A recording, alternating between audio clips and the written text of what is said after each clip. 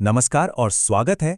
आज बात करेंगे बिटकॉइन की, लेकिन जो इसके बारे में हमेशा कहा जाता है उससे थोड़ा हटकर हम उन मुश्किल सवालों को देखने वाले हैं जिन पर अक्सर बात नहीं होती। तो चलिए शुरू करते हैं। तो सबसे पहला और सबसे बड़ा सवाल, आखिर ये बिटकॉइन है क्या? एक ऐसी वित्तीय क्रांति जो पूरी दुनिया बदल देगी, या फिर सिर्फ एक सट्टेबाजी का गुब्बारा जो कभी भी फट सकता है? देखिए, यही वो सवाल है जो लोगों को इसकी तरफ खींचता भी है और इससे डराता भी है। तो इसकी आलोचना करने से पहले ये समझना जरूरी है कि जो लोग इसके समर्थक हैं वो आखिर इसमें ऐसा क्या देखते हैं। चलिए पहले इसके बचाव में जो बातें कही जाती हैं उन पर एक नज़र डालते हैं। देखिए, कागज पर तो ये तर्क काफी ठोस लगते हैं। मतलब कोई एक केंद्रीय अथॉरिटी नहीं है, कोई बॉस नहीं, सारे लेन देन सबके सामने हैं, बिल्कुल पारदर्शी। इसकी सप्लाई सीमित है, सिर्फ 2.1 करोड़, तो इसकी वैल्यू समय के साथ कम नहीं होगी, ऐसा कहा जाता है। इसका निर्माता कौन है किसी को नहीं पता, वो भी गायब है। और सबसे बड़ी बात, पिछले 15 सालों से ये चल रहा है, सर्वाइव कर रहा है। तो सिद्धांत में तो ये एक ऐसा सिस्टम लगता है जिसे किसी स्कैम या धोखे की तरह डिजाइन नहीं किया गया है। लेकिन यहीं से कहानी थोड़ी उलझने लगती है। अगर बिटकॉइन को भविष्य का पैसा माना जाता है तो एक सवाल उठता है कि ये असल जिंदगी में पैसे की तरह व्यवहार क्यों नहीं करता। अब यहां इस तुलना को देखिए। एक तरफ है मुद्रा यानी पैसा, और दूसरी तरफ बिटकॉइन। पैसा स्थिर होता है, बिटकॉइन की कीमत में तूफानी उतार चढ़ाव आता है। पैसे से हम कुछ भी खरीद सकते हैं, लेकिन बिटकॉइन से चीजें खरीदना आज भी बहुत मुश्किल है। और सबसे अजीब बात तो यह है कि इसका मूल्य, इसकी वैल्यू लगभग हमेशा यूएस डॉलर में ही नापी जाती है। सोचने वाली बात है ना? ये उसी सिस्टम के खिलाफ बना था और अब इसकी कीमत उसी सिस्टम से तय होती। तो जब ये करेंसी वाला तर्क थोड़ा कमजोर पड़ने लगता है तो एक नया बचाव सामने आता है। अरे ये पैसा नहीं है, ये तो डिजिटल गोल्ड है। बहुत सुना होगा ये। पर क्या ये तुलना, ये कंपैरिजन सच में आमने सामने टिक पाता है? चलिए देखते हैं। तो देखिए, कुछ मामलों में तुलना ठीक लगती है।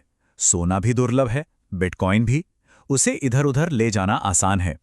लेकिन एक बहुत बहुत बड़ा फर्क है। सोने के पीछे 5000 सालों से ज्यादा का इंसानी भरोसा है, हमारी सभ्यताओं ने इसे वैल्यू दी है। और बिटकॉइन, उसके पीछे पिछले 15 साल का क्रिप्टोग्राफिक विश्वास है। तो एक तरफ हजारों साल का इतिहास और संस्कृति है, और दूसरी तरफ एक दशक से थोड़ा ज्यादा की टेक्नोलॉजी। ये फर्क बहुत बड़ा है।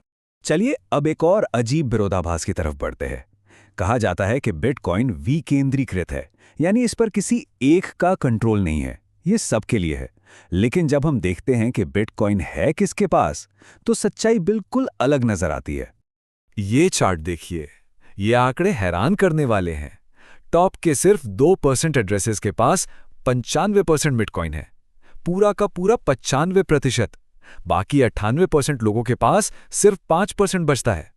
हाँ, ये हो सकता है कि इनमें से कुछ एड्रेस बड़े एक्सचेंजों के वॉलेट हों जहां लाखों लोगों का पैसा जमा है, लेकिन फिर भी ये तस्वीर सबके लिए वाले विकेंद्रीकृत सिस्टम जैसी तो बिल्कुल नहीं लगती।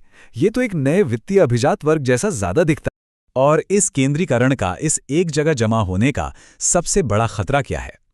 मूल्य में हेरफेर, मतलब कीमत से छेड़छाड़। जिन लोगों के पास इतना सारा बिटकॉइन है, जिन्हें वेल्स कहा जाता है, वो जब चाहें बाजार को ऊपर या नीचे गिरा सकते हैं, और इस खेल में छोटे निवेशकों का नुकसान होना लगभग तय है। तो अब आते हैं बिटकॉइन नेटवर्क के दिल पर, वो चीज जो इसे सुरक्षित बनाती है, जिसे प्रूफ ऑफ वर्क कहते हैं। पर यही इसका सबसे ज्यादा विवादास्पद और शायद सबसे चौंकाने वाला फीचर भी है। तो ये प्रूफ ऑफ वर्क काम कैसे करता है? सीधे शब्दों में, जो माइनर्स हैं वो लेन देन को एक ब्लॉक में इकट्ठा करते हैं, फिर वो एक बहुत ही मुश्किल गणितीय पहेली को सुलझाने की कोशिश करते हैं। असल में ये कोई पहेली नहीं, बल्कि एक रैंडम नंबर का अनुमान लगाने जैसा है। जो माइनर सबसे पहले सही नंबर का अनुमान लगा लेता है वो जीत जाता है, और उसे इनाम के तौर पर नए बिटकॉइन मिलते हैं। ये पूरा प्रोसेस, ये कोई काम की समस्या हल नहीं कर रहा, ये बस एक अनुमान लगाने का खेल है, एक वैश्विक लॉटरी जो हर 10 मिनट में चलती है। तो सवाल यह है कि ये काम क्या है? ये जो वर्क प्रूफ हो रहा है, इसका मकसद क्या है? इससे कैंसर रिसर्च या क्लाइमेट चेंज जैसे कोई मसले हल नहीं हो रहे। इसका एक ही काम है, मुश्किल होना, बस। इतना मुश्किल कि कोई नेटवर्क पर हमला ना कर सके। सोचिए, बिल्कुल वैसा है जैसे किसी को एक बहुत बड़ा गड्ढा खोदने और फिर उसे वापस भरने के लिए पैसे मिल रहे हों, बार बार, सिर्फ इसलिए ताकि प्रोसेस महंगा हो जाए। ये संसाधनों की, ऊर्जा की एक अजीब सी बर्बादी है। और उस बर्बादी की कीमत वो सच में चौंकाने वाली है। स्क्रीन पर जो नंबर दिख रहा है, लगभग 2000 किलोवाट घंटे। ये सिर्फ एक बिटकॉइन लेनदेन में खर्च होने वाली ऊर्जा है। अब इस नंबर को संदर्भ में रखते हैं।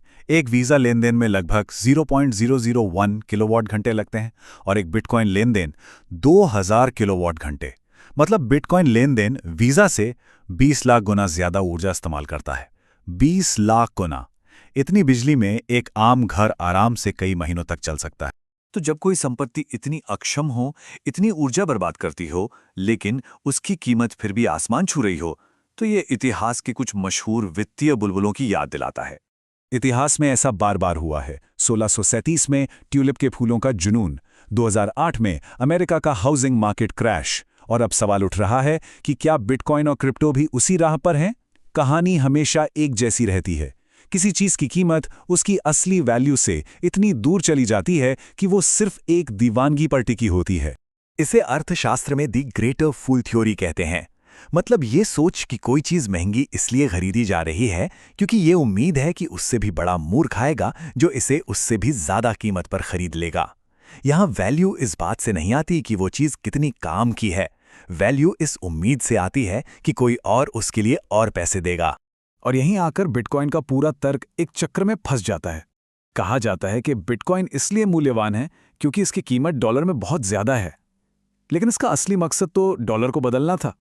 ज्यादातर लोग बिटकॉइन इसलिए रखते हैं ताकि वो उसे बेचकर वापस डॉलर कमा सकें।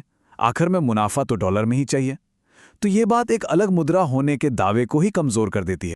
तो आखिर में हम इस खरबों डॉलर के सवाल पर आके रुक जाते हैं।